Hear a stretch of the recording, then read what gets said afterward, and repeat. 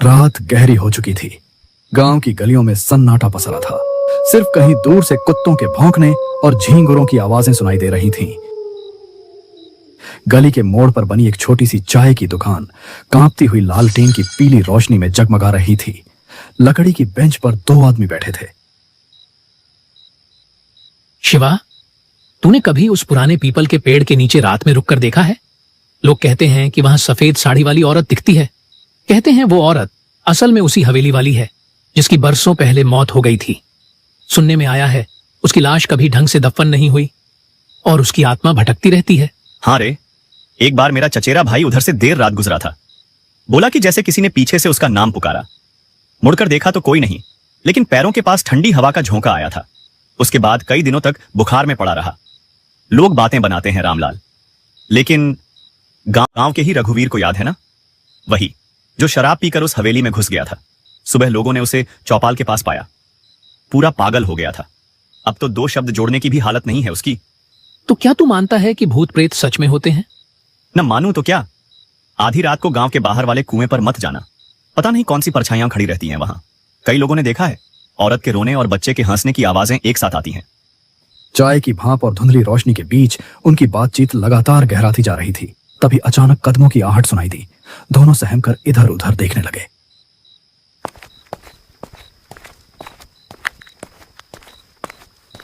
गांव के सन्नाटे को चीरता हुआ उनका तीसरा दोस्त वहां आ पहुंचा। उसका चेहरा थका और बुझा हुआ था, मानो किसी अनजानी यात्रा से लौटा हो। वह पास आकर बैठ गया।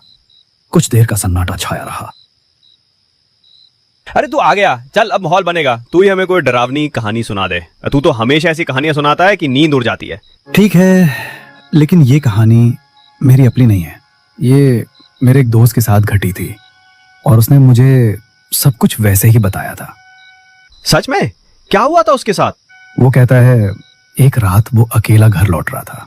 रास्ता सुनसान था, चारों तरफ सिर्फ अंधेरा और ठंडी हवा चल रही थी। तभी अचानक उसे लगा कि कोई पीछे पीछे चल रहा है। फिर धीरे धीरे उसने अपनी पुरानी आदत दोहराई, डरावनी कहानियां सुनाने की। उसकी आवाज धीमी थी, पर हर शब्द माहौल को और बोझिल कर रहा था। उत्तर प्रदेश की घनी जंगलों से घिरा एक गांव है, नाम है भैरवपुर। दिन के उजाले में तो यह गांव किसी साधारण बस्ती जैसा लगता है। खेतों में काम करते किसान, चौपाल पर बैठे बुजुर्ग और कच्ची गलियों में दौड़ते बच्चे।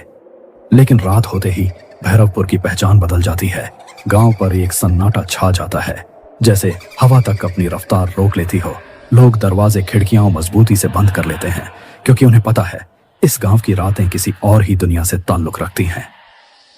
कहते हैं बरसों पहले इस गांव में एक ऐसी घटना हुई थी जिसका जिक्र आज भी फुसफुसाकर किया जाता है। उस घटना के बाद से भैरवपुर की हवाओं में एक साया बस गया।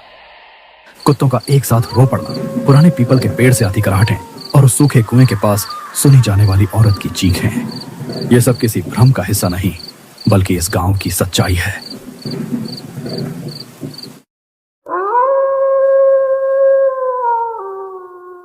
रात का वक्त था, लगभग 10:30 बज रहे थे।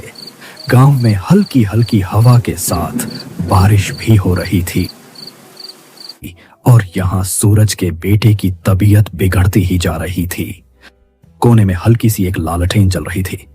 दोनों पति पत्नी अपने बच्चों की तबीयत को लेकर चिंतित थे। सूरज का मन तो था कि वह अपने बेटे को शहर के अस्पताल में ले जाए, लेकिन गांव वालों से उसने जो सुना था उसे सोचकर उसकी रूह कांप जाती थी कि कहीं उसके साथ भी कोई अनहोनी ना हो जाए।